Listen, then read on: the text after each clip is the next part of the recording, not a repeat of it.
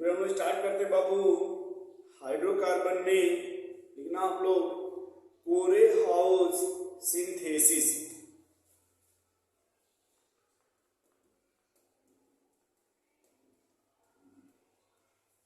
कोरेहाउस synthesis, ठीक है। ये देखो जो कोरेहाउस सिंथेसिस है ना, इस मेथड से हम लोग ऑड नंबर ऑफ अल्केन बना सकते हैं, इवन भी बना सकते, ऑड भी बना सकते। इसके पहले जो आपने पढ़ा ऊर्ज रिएक्शंस, फ्रैंकलाइन रिएक्शंस, ये ऊर्ज फिटिंग जो भी आपने पढ़ा उससे ऑड नंबर नहीं बना पाते थे। लेकिन जो कोरेहाउस है ये बहुत ही बेस्ट मेथड है क्या बनाने के लिए, ऑड नंबर ऑफ अल्केन। लिख लेना, यूज्ड फॉर प्रिपरेशन ऑफ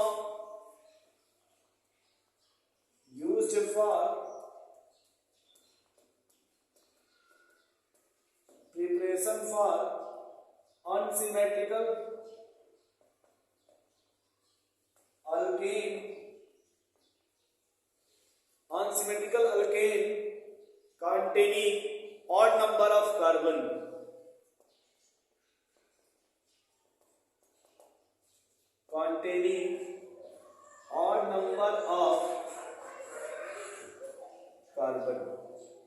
यानी कैसे कार्बन होने चाहिए इसमें, odd number of carbon.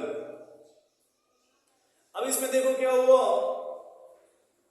Alkyl halide react with lithium in the presence of copper halide, then form। अब ये देखो या ना, इसको बोलते हैं गिलमॉन्स रिएजेंट। और फर्दर देखो अब ये जो गिलमॉन्स रिएजेंट है ना, बोलो भाई ये काम का इसमें R2 ये काम का है। और फिर अगला रिएक्शन कराएंगे R-H से, और ये जो R2 है ना ये बन जाएगा R। क्या बन जाएगा, R। थोड़ी मेरी बात को समझना मेरे भाई, ये जो गिलमॉन्स रिएजेंट है ना इसको बोलते हैं ऑर्गेनोमेटैलिक कंपाउंड या रिएजेंट। Organometallic reagent. ऑर्गेनोमेटैलिक का क्या मतलब है, carbon bonded with metal, carbon bonded with metal, है ना। जब कार्बन किससे अटैच्ड हो, मेटल से। यदि ये कार्बन है वो किससे बॉन्ड बना ले, मेटल से, उसका बॉन्ड को क्या बोलेंगे भाई, ऑर्गेनोमेटैलिक कंपाउंड। क्या बोलेंगे दोस्त, organometallic compound. Carbon bonded with metal, यानी कार्बन किससे बॉन्डेड है, मेटल से। अब देखना, इसी बोलते हैं ऑर्गेनोमेटैलिक कंपाउंड, है ना। अब देखो यहां से जो ये है ना, ये डाई अल्काइल कॉपर हैलाइड, हमको यहां से मिलेगा R-, जिसको बोलते हैं कार्बेनाइन। ये क्या है, कार्बेनाइन। अब ये हाईली एक्टिव होता है, हाईली एक्टिव या हाईली रिएक्टिव, मींस कार्बन कभी भी निगेटिव चार्ज रखना नहीं चाहता, कार्बन कभी भी निगेटिव चार्ज रखना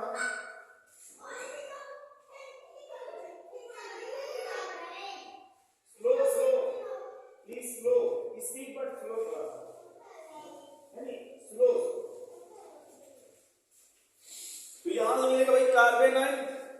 अभी देखो ये जो कार्बेनाइन है वो इलेक्ट्रॉन रिच है ना, ये क्या भैया, इलेक्ट्रॉन रिच। क्या है दोस्त, इलेक्ट्रॉन रिच है ये। कार्बन कभी निगेटिव चार्ज रखना नहीं चाहता। अब ये जैसे ही सामने देखेगा कि कहीं इलेक्ट्रॉन की कमी है, वो ये अपना इलेक्ट्रॉन उसे दे देगा। अब सामने दिख रहा है आर एक्स, तो हमको यहां से क्या मिल गया, आर माइनस। अब ये आर एक्स होगा डेल्टा नेगेटिव, ये डेल्टा पॉजिटिव होता है, ये आर माइनस अटैक करेगा आर डैश एक्स पे। ये जब अटैक करेगा यहां से ये ग्रुप निकल जाएगा और प्रोडक्ट बनेगा r r minus, r r minus, है ना। नोट कर लो भैया, अब समझ गए आप लोग ये। अब कैसे नोट करोगे, alkyl halide react with lithium in the presence of copper halide, ये बनेगा आपका डाई अल्काइल कॉपर हैलाइड, जिसको क्या बोलते हैं दोस्त, गिलमांस रिएजेंट। अब ये जो गिलमांस रिएजेंट है ये ऑर्गेनोमेटेलिक है। क्या मतलब ऑर्गेनोमेटेलिक का, कार्बन बॉन्डेड विथ मेटल। अब जैसे ये देखो ये कॉपर हो गया ना, ये मेटल हो गया, ये जो कार्बन है वो ऑर्गेनिक कंपाउंड है, तो अब कॉपर इसको इलेक्ट्रॉन दे देगा, तो यहां से बनेगा आर नेगेटिव, जिसको कार्बन आयन बोलते हैं। इसमें से ये जो कार्बन आयन होगा वो तुरंत अटैक करेगा अल्काइल हैलाइड में और यहां से हाइड्रोजन को रिमूव कर देगा। तो नोट करो इसमें, अब इसमें एग्जांपल लिखा जाए दोस्त, फटाफट नोट करो भैया, हम इस साइड हो जाते हैं। आप नोट कर लो एक बार, alkyl halide react with lithium in the presence of copper halide, ये बन जाएगा डाई अल्काइल कॉपर हैलाइड। अब देखो मेरे भाई, एकदम सिंपल तरीका देखना, मान लो मैं यहां पे ले लिया मिथाइल CH3X, अब इसके 2 मोल लेंगे, कितना, 2 मोल लेते हैं ना, 2 मोल जब लेंगे लिथियम के साथ इन the presence of copper halide, lithium के साथ इन the presence of copper halide, तो पहले बनेगा गिलमांस रिएजेंट CH3 का होल टॉयस कॉपर हैलाइड। अब देखो यहां से क्या मिलेगा आपको, मिथाइल नेगेटिव बनेगा, CH3 नेगेटिव, और जब फर्दर आप लोग मान आपने ले लिया CH3Cl, ये जब यहां अटैक करेगा तो ये ग्रुप यहां से निकल जाएगा, ये बन जाएगा CH3, ठीक है। अब मान लो हमने यहां पर ले लिया इथाइल, क्या ले लिया दोस्त, इथाइल, देखो CH3 CH2 Cl, ठीक है, और लिथियम कॉपर हैलाइड, तो यही साथ में ले लेते, तो तीसरा रिएजेंट CF3Cl, है ना। तो पहले देखो जब इन दोनों का रिएक्ट होगा तो पहले गिलमांस रिएजेंट बनेगा और ये गिलमांस रिएजेंट बनेगा और ये फर्दर अटैक करेगा मिथाइल क्लोराइड पे। अब यहां से क्या मिलेगा जान गए ना आप, सर इसी पे निगेटिव आ जाएगा, यहां अटैक करेगा, तो मेरे भाई ये देखो मेरे दोस्त प्रोपेन बना लोगे क्या, देखो तो प्रोपेन बन जाएगा क्या। चलो अब एक क्वेश्चन देते हैं आपको, नोट कर लो भैया इतना। अब एक हम आइसोप्रोपाइल क्लोराइड दे रहे हैं, अब इसमें आप लगाओ CH3CH CH3Cl react with lithium in the presence of copper halide. तो पहले आप लोग बनाओ, इसके 2 मोल ले लेना, पहले बनाओ आप लोग गिलमांस रिएजेंट, कैसे बनेगा दोस्त, CH3 whole twice copper lithium और फर्दर सेलेक्ट करा दो CH3Cl से, ये बनेगा कार्बन आयन और यही देखो यहां अटैक कर देगा, क्या बन जाएगा CH3CH बन जाएगा दोस्त, बोलो। चलो अब एक और लिखते हैं, बना के दिखाओ आप लोग। हम आपको डायरेक्ट अब दे देते हैं गिलमांस रिएजेंट, है ना, हम गिलमांस रिएजेंट आपको डायरेक्ट दे दे रहे हैं, आप बना के दिखाओ। हमने ले लिया CH3CH2 old choice copper lithium, हमने ले लिया गिलमांस रिएजेंट और इसका हम अटैक करा रहे हैं ब्रोमोबेंजीन को। अब बताना है आपको कि प्रोडक्ट क्या बनेगा। तो बताओ जो गिलमांस रिएजेंट है यहां से क्या मिलेगा, कार्बन आयन अटैक कहां करेगा यहां पे, और क्या बन जाएगा दोस्त,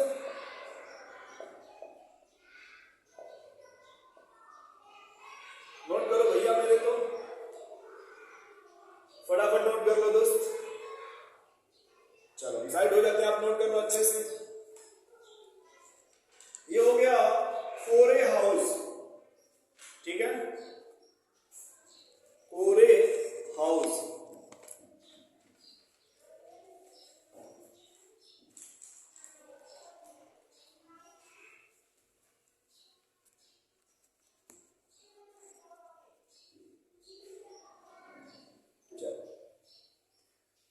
अच्छा नोट कर लो भाई, नोट कर लो, चलो नोट कर रहा हूं, नोट कर रहे हैं, है ना।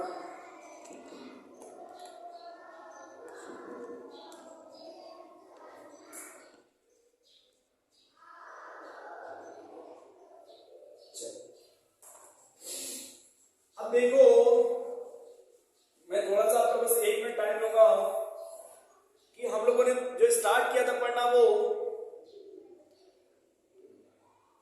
हमें अल्केन बनाना था। हमें क्या बनाना था दोस्त, अल्केन, सही है ना। तो पहला हम लोगों ने पढ़ा था कैटालिटिक हाइड्रोजनेशंस, कैटालिटिक हाइड्रोजनेशंस यानी हम लोग कैटलिस्ट से अल्केन बनाए थे। फिर हमने पढ़ा मेटल के साथ एसिड ले लेंगे, उससे बनाया था। फिर एल्काइल हैलाइड से sodium borohydride lithium aluminium hydride से अल्केन बना दिया। उसके बाद फिर हम लोगों ने would reactions, would fitting reactions और फिटिंग से बना दिया। फिर हम लोगों ने उल्मांस से बना दिया। फिर हम लोगों ने कोरे हाउस से बना दिया, है ना। अल्काइल हैलाइड से जितने बनाने के मेथड थे अल्केन, वो हम लोगों ने कंप्लीट कर लिया। अब हमारा तीसरा मेथड होगा अल्केन बनाने का। तीसरा मेथड पढ़ेंगे, मेथड थर्ड। अब तीसरा मेथड क्या हमारा, कि हम लोग फिर बनाएंगे अल्केन। नहीं दिख रहा क्या,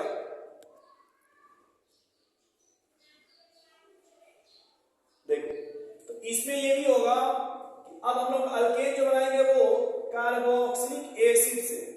क्या बनाना है, अल्केन। कार्बोक्सिलिक एसिड से क्या बनाना है दोस्त, अल्केन। इसमें कितने मेथड पढ़ेंगे, 2। एक क्या होता है, soda lime decarboxylation, soda lime decarboxylation. और एक हम लोग पढ़ेंगे कोल्बे इलेक्ट्रोलाइसिस। नोट करो भैया, फटाफट नोट करो इसको, तो हम साइड हो जा रहे हैं। चलो तो पहला हो गया भाई हमारा सोडा लाइम डीकार्बोक्सिलेशन, है ना। तो हेडिंग डालना पहला वाला सोडा। अब देखा 2 टर्म आ गया, एक हो गया सोडा और एक हो गया लाइम। सोडा और तो सोडा का यहां जो मतलब लिया जाएगा वो कास्टिक सोडा लेते हैं। क्या लेते हैं दोस्त, कास्टिक सोडा। और ये क्या होता है, सोडियम हाइड्रोक्साइड। और जो लाइम बोलते हैं लाइम, वो होता है क्विक लाइम, क्विक लाइम, जिसमें लेते हैं कैल्शियम ऑक्साइड और साथ में हीट कर देते हैं। क्या करते हैं, हीट करते हैं। तो पहले सोडा का मतलब समझ गया आप लोग, कास्टिक सोडा। लाइम का मतलब क्विक लाइम, कैल्शियम ऑक्साइड, बोलो भाई। और डीकार्बोक्सिलेशन, डीकार्बोक्सिलेशन, इसका क्या मतलब है भाई, रिमूवल ऑफ CO2। डीकार्बोक्सिलेशन से क्या मतलब है भाई, रिमूवल ऑफ कार्बन डाइऑक्साइड। इसमें क्या निकल जाएगा, कार्बन डाइऑक्साइड। अब समझना कि सोडा और लाइम, समझना तो इसमें क्या होता है दोस्त, 3 मोल कास्टिक सोडा लेते हैं और 1 मोल क्विक लाइम लेते हैं, यानी 1 मोल क्या लेते हैं भाई, क्विक लाइम। इसी को मिला के बोलते हैं सोडा लाइम। इसको क्या बोलते हैं भाई, सोडा लाइम। इसमें 3 मोल सोडियम हाइड्रोक्साइड और 1 मोल कैल्शियम ऑक्साइड यूज करते हैं, इन दोनों को मिला के बोलते हैं सोडा लाइम।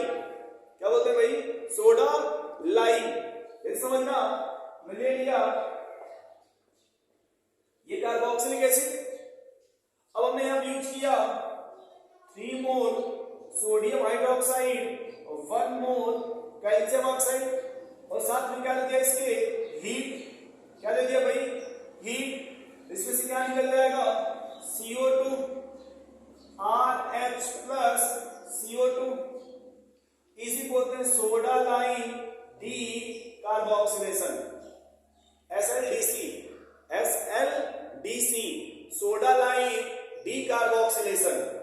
3 मोल सोडियम हाइड्रोक्साइड, 1 मोल कैल्शियम ऑक्साइड, क्या बोलते हैं इसको, सोडा लाइम डी कार्बोक्सिलेशन। अब देखो ये जो कार्बोक्सिलिक एसिड है ना, अब जब ये बेस हो गया ना, बेस, ये प्लस होता है, सोडियम में प्लस होगा, इसका माइनस होगा, तो इसके H को खींच लेता है OH माइनस। तो यहां पे कार्बोक्सिलिक एसिड हो या सेचुरेटेड सोडियम या पोटेशियम का सॉल्ट हो, कार्बोक्सिलिक एसिड हो या किसी क्या हो भाई, तो इतना नोट करो। अब इसी को देखो लिखेंगे सेचुरेटेड मोनो कार्बोक्सिलिक, देखो भाई saturated mono carboxylic acid comma salt of sodium और पोटेशियम।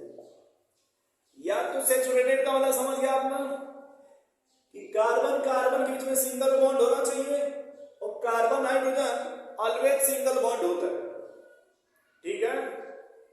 तो देखो या तो RC double bond O Na होना चाहिए, या RC double bond O OK होना चाहिए, इसी बोलते हैं सोडियम या पोटेशियम का साल्ट होना चाहिए।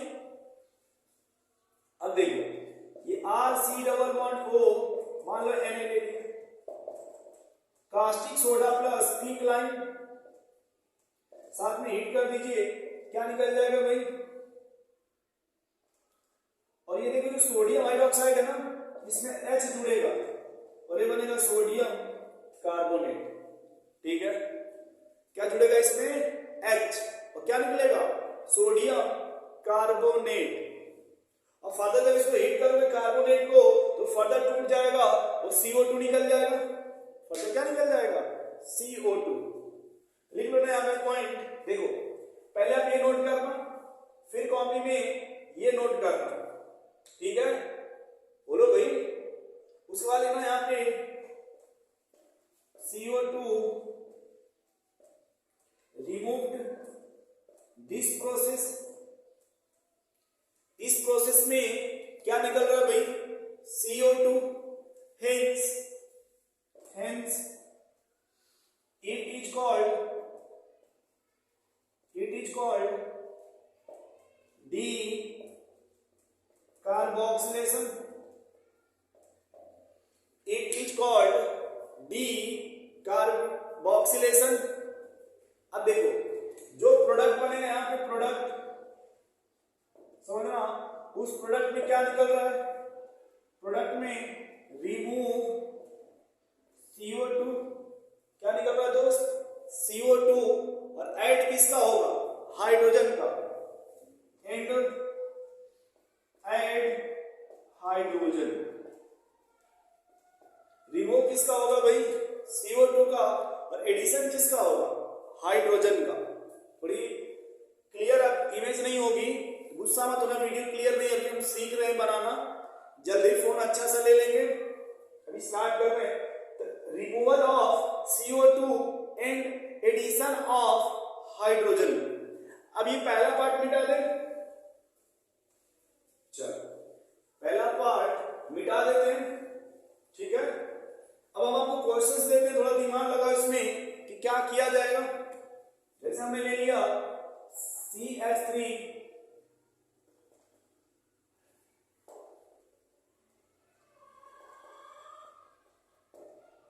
ठीक है ना। तो आपने कहा कि सर जब प्रोडक्ट बनेगा उसमें किसका रिमूवल होगा, CO2 का, एडिशन किसका होगा, हाइड्रोजन का। तो क्या बनेगा वो CH3H और सोडियम कार्बोनेट, सोडियम कार्बोनेट, ये दावन सोडा हो जाएगा सोडियम कार्बोनेट। अगर सोडियम कार्बोनेट बाइकार्बोनेट हो तो बेकिंग सोडा, सोडियम हाइड्रोक्साइड है तो कास्टिक सोडा। अब देखो यहां थोड़ा बड़ा इंपॉर्टेंट ये होता है कि यहां पे पहले नंबर ऑफ कार्बन कितना था 2, और यहां जब प्रोडक्ट बना यहां पे नंबर ऑफ कार्बन कितना हो गया 1। एक कार्बन कम हो गया क्या, बोलो भाई, एक कार्बन कम हो गया क्या, इसको बोलते हैं स्टेप डाउन रिएक्शंस। क्या बोलते हैं इसको, स्टेप डाउन। डाउन का मतलब कि पहले कितने कार्बन थे 2, अब कितने हो गए 1, कार्बन कम हो गया ना। लिखना प्रोडक्ट हैज, देखो product has 1 carbon less, 1 carbon less than reactant. ये लिख दो क्या, देन रिएक्टेंट। जो प्रोडक्ट बनेगा उसमें 1 कार्बन कम हो जाएगा किससे, रिएक्टेंट से। So it is called as, so it is called as step down reaction. It is called as step down reactions. और ये देखो जब ये CO2 निकलेगा तो इसमें से R नेगेटिव बनता है, यानी जब बात करेंगे यहाँ पे इंटरमीडिएट का तो इसमें कार्बन आयन बनता है। ये बड़ा इंपॉर्टेंट है, carbon ion is intermediate, intermediate form. इसमें जो कार्बन आयन बनता है वो किस वो क्या बनता है इसमें इंटरमीडिएट। अब हम थोड़ा देखेंगे इसमें रेड। देखो ये हमारा तीसरा पॉइंट हो गया, ये तीसरा पॉइंट हो गया ना। एकदम सिस्टमेटिक चलते रहो ताकि आपको नोट करना एकदम आसान हो जाए। एकदम नोट्स बनाओ, बेस्ट नोट्स। नोट्स में कहीं कोई टेंशन ना है, नोट्स में, ठीक है। अब इसका देखो मैग्नीज क्या होता है दोस्त। अच्छा थोड़ा सा मैग्नीज देख लेते हैं ना, इतना नोट कर लो अच्छे से आप लोग। तो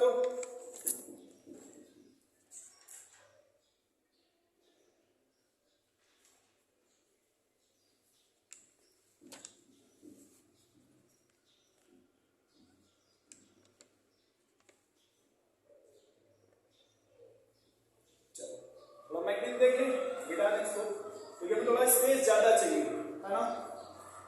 तो फोर्थ पॉइंट लिख लेना इसमें मैकेनिज्म। ये फोर्थ क्यों लिखवा जिससे आपको याद करना ही आसान हो जाएगा लेक्चर को। ये नोट्स भी बनाओगे, नोट्स बनाना आसान हो जाए। अब क्या कहा गया भाई पहले कि कार्बोक्सिलिक एसिड का रिएक्शन करा दो सोडियम हाइड्रोक्साइड से। अब सोडियम हाइड्रोक्साइड क्या है, बेस। क्या है दोस्त, बेस। और साथ में क्या ले लिया आपने, कैल्शियम ऑक्साइड। ये एसिड हो गया, ये बेस हो गया। एसिड बेस का रिएक्शन होगा तो साल्ट का फॉर्मेशन होगा क्या, और ये RC double bond O Na+ जल बनेगा। ये क्लास 10th में आपने पढ़ा होगा कि एसिड और बेस का रिएक्शन होगा तो साल्ट के साथ साथ वाटर बनेगा। अब देखो ये ना आपका इसमें, इसको हीट करोगे, RC double bond O Na को हीट करिए, मेटल रिमूव हो जाएगा, ये बनेगा भाई। अब देखिए जो ऑक्सीजन पे निगेटिव है ना ये, अब इसमें रेजोनेंस हो, रेजोनेंस होगा, ड्यू टू रेजोनेंस ये यहां शिफ्ट होगा, ये ऊपर चला जाएगा। ये यही बार बार बनता रहता है। क्या होगा भाई, यहाँ पे बार बार बनता रहता है। अब देखो क्या होगा, थोड़ी बात यही बड़े रिस्पेक्ट से सुनना मेरे भाई, ठीक है, कि कभी भी अगर किसी भी रिएक्शंस में जब ये प्रोसेस हो रहा हो और यदि कहीं गैस बनने की पॉसिबिलिटी होती है, कहीं पे गैस बनने की पॉसिबिलिटी होती है, तो गैस अपने आप को ऐसा अरेंज करेगा कि वहां से गैस निकल जाएगा। अब देखो क्या होगा कि जैसे ही दोबारा वापस आएगा ये बॉन्ड टूट जाएगा ऐसे, और जैसे ये टूटेगा ये R negative plus carbon dioxide, ये जो R नेगेटिव है इसी को बोलते हैं कार्बेनाइन इंटरमीडिएट। ये क्या बन गया भाई, कार्बेनाइन इंटरमीडिएट। अब देखो ये जो कार्बेनाइन है फर्दर किसे रिएक्ट करेगा भाई, जल से, और यहां से क्या खींच लेगा, H प्लस आयन, ये क्या बनेगा RH, क्या बन जाएगा RH, और साथ में सोडियम कार्बोनेट क्या बन जाएगा दोस्त यहाँ पे RH। तो यहां पे देखो जैसे हमने ले लिया, मान लो HC double bond O Na और सोडा लाइम है ना, ON, देखो यहां से निकल जाएगा, ये H बनेगा या हाइड्रोजन गैस बन जाएगा यहाँ पे, या क्या बन जाएगा हाइड्रोजन गैस। अब मान लो हमने इसमें ले लिया CH3C double bond O Na, इसका सोडा लाइन डीकार्बोक्सिलेशन करा दीजिए, क्या बन जाएगा CH3H बनेगा। मान लो हमने ले लिया बेंजोइक एसिड, इसे कराओ सोडा लाइन डीकार्बोक्सिलेशन, ये ग्रुप निकल जाएगा, मतलब ये CO2 निकलेगा, ये H आके जुड़ जाएगा, बेंजीन बन जाएगा भैया। हमने ले लिया ब्यूटेनोइक एसिड, इसे कराओ सोडा लाइन डीकार्बोक्सिलेशन, ये निकल जाएगा इसमें से, और प्रोपेन बन जाएगा। फिर हमने ले लिया साइक्लोहेक्सेन कार्बोक्सिलिक एसिड, फिर वही करा हमने सोडा लाइन डीकार्बोक्सिलेशन, फिर ये ग्रुप निकल जाएगा। देखो ये H दिखा देना यहाँ पे ना, ये H दिखा देना, कभी कभी दो ऑप्शन दे देगा, हमें बताना होगा कि कहां पे H अटैच्ड हो रहा है, ये हमें बताना होगा कि कहां पर ये H अटैच्ड हो रहा है, समझ रहे हो आप। चलो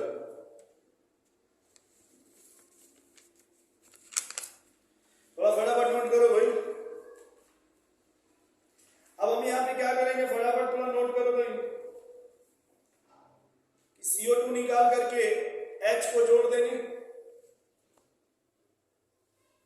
क्या करेंगे भाई, CO2 को निकाल करके H को जोड़ देंगे, है ना।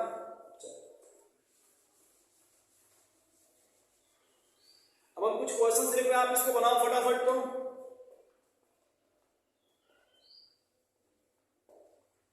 अभी समझ गए ना, सब सोडा लाइन डीकार्बोक्सिलेशन ही है।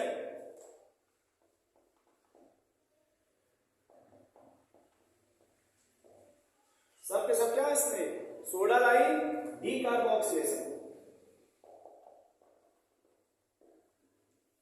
अलग से इसमें कुछ नहीं है, ठीक है।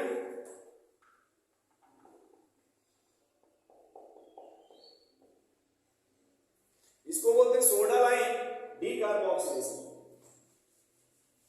चलो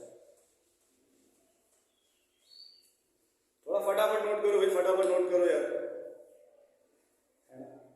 देखो एक काम करना क्या, सबसे पहले सर ये निकल जाएगा,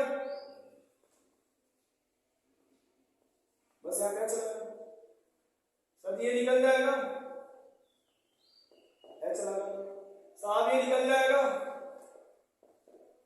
H लगा, गुरु जी ये निकल जाएगा, H बस यही तो करना है ना इसमें। बोलो भाई। अब यहां देखो,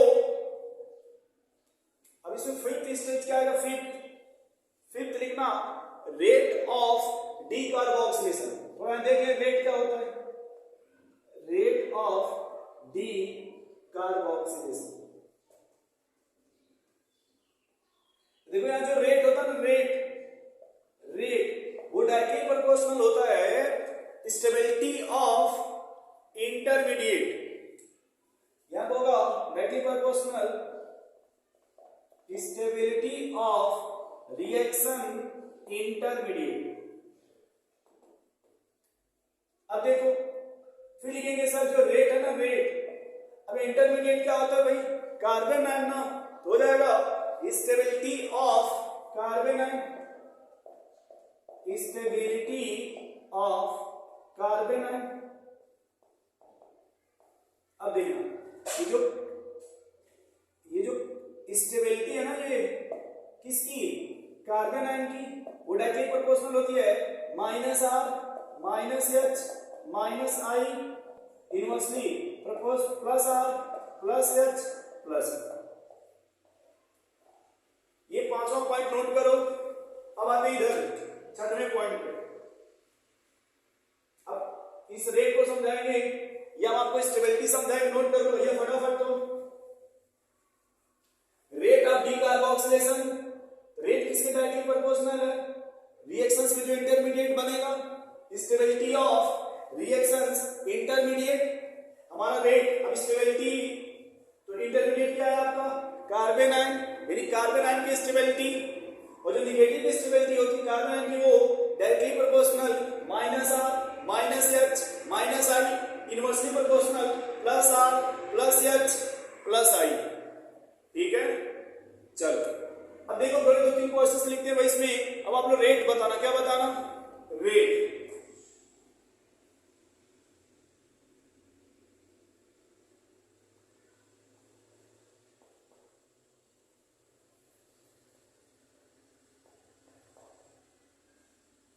मान लो यहां मिथाइल दे दिया, ये नाइट्रो कंपाउंड है, और यहां कुछ नहीं दिया H मान लो।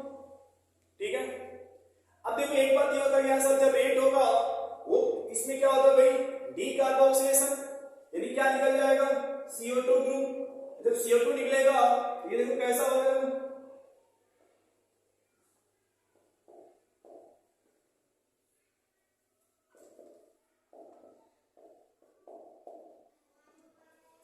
देखो निगेटिव आ गया।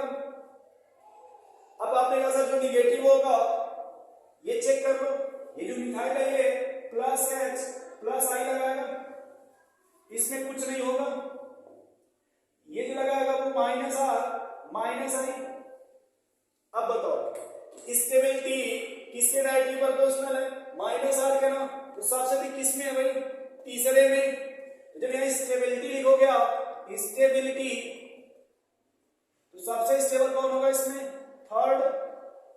उसके बाद क्या हो जाएगा? 2, और सबसे कम फर्स्ट। बोलो भाई, सबसे कम क्या हो जाएगा? फर्स्ट। तो जो रेट आएगा, रेट ऑफ डी कार्बोक्सिलेशन, वो क्या आ जाएगा दोस्त? सबसे 3, 2, 1। तो नोट करो भैया फटाफट। तो नोट करो मेरे भाई, फटाफट नोट करो यार। चलो अब एक क्वेश्चन से और लिखते हैं, है ना?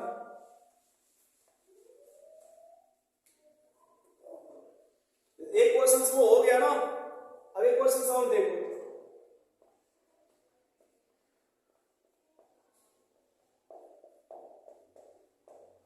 अच्छा एक काम करते हैं, डायरेक्ट निगेटिव बना लेते हैं टाइम को बचाने के लिए। हमने लगा दिया ओ मिथाइल, यहां लगा दो मिथाइल, यहां लगा दो फ्लोरीन, यहां लगा दो नाइट्रो, है ना? वो डायरेक्ट जब कार्बोक्सिल घटाओगे डायरेक्ट निगेटिव आ जाएगा। देखो अभी जो ओ मिथाइल है ना, वो ये लगाएगा +R -I, ये लगाएगा +H +I, ये लगाएगा -I, ये लगाएगा -I -R। तो बताओ कि जो स्टेबिलिटी है वो किसके डायरेक्टली प्रोपोर्शनल है? माइनस के। तो सबसे अधिक माइनस कहां लग रहा है? फोर्थ में।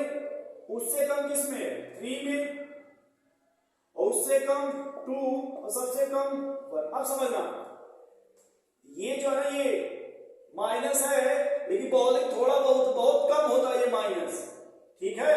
इसके रेजोनेंस के कंपैरिजन में ये माइनस बहुत थोड़ा सा होगा, इसीलिए होगा। अब ये लिखोगे ऑर्डर हो जाएगा 4 3 2 1। तो नोट करो भाई 4 3 2 1। थोड़ा फटाफट लिखो भाई, एक दो क्वेश्चन सॉल्व करा दे क्या? बोलो, पहले नोट कर लो आप, मैं इसमें और आपको समझा देता हूं थोड़ा, है ना। थोड़ा फटाफट नोट कर लो भाई, इसमें और आपको समझा देते हैं। देखो पहली बात समझ लेना, इसमें अलग से कुछ नहीं करना, ये हम लोग जो पहले का पढ़े हैं वही है ये, है ना। जो पढ़े थे ना स्टेबिलिटी ऑफ कार्बन आयन, वही है, बस यहाँ रिवीजन करना है दूसरे नाम से, ठीक है। चलो अब देखो यहाँ क्या करते हैं यार,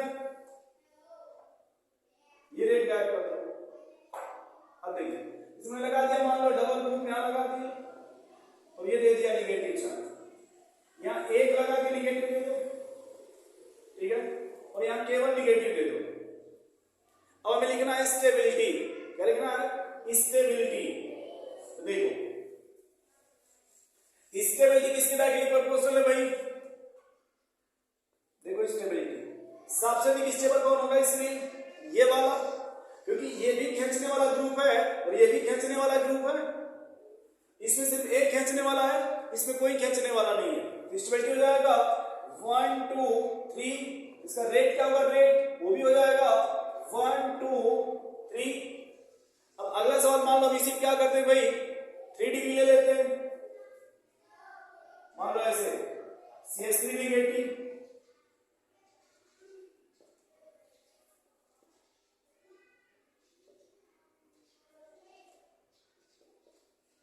नहीं लिखो ऐसे नहीं समझ पाओगे।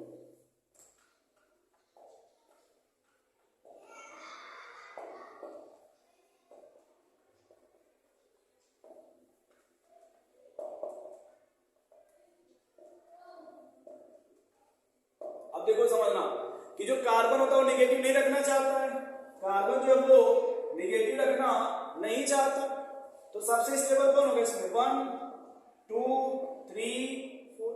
और जो स्टेबिलिटी होगा वही आपका रेट हो जाएगा, जो स्टेबिलिटी है वही आपका रेट हो जाएगा।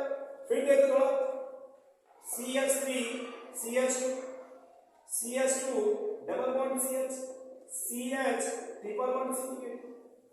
अब यहां देखो, जब देखेंगे स्टेबिलिटी तो नीचे स्टेबिलिटी बढ़ेगा, क्यों? क्योंकि नीचे आने पे इलेक्ट्रोनेगेटिविटी बढ़ रहा है, और जब इलेक्ट्रोनेगेटिविटी बढ़ेगा तो कार्बन आयन की स्टेबिलिटी बढ़ेगी, तो यहां पे स्टेबिलिटी का ऑर्डर होगा वो 3 2 1 3 2 1। और मान लो इसमें थोड़ा सा और आगे चलते हैं, तो एरोमेटिक को ले लेते हैं, मान लो कुछ एरोमेटिक के भी एग्जांपल ले लेते हैं।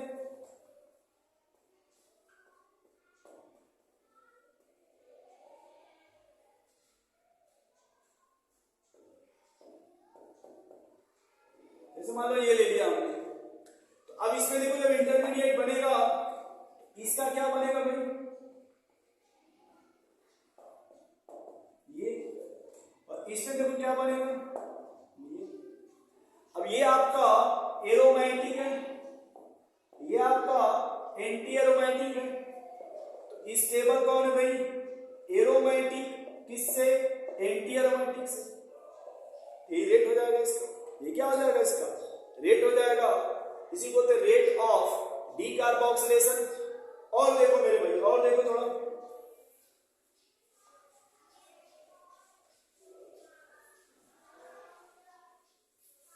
चलो और बताना इसमें। देखो तो इसमें जो रेट है ना, रेट क्या है? रेट वो किस पे डिपेंड कर रहा है? कार्बन आयन पे। अब बस कार्बन आयन समझ गए, सब इजी हो जाएगा, ठीक है। जय हिंद, जय भारत दोस्तों।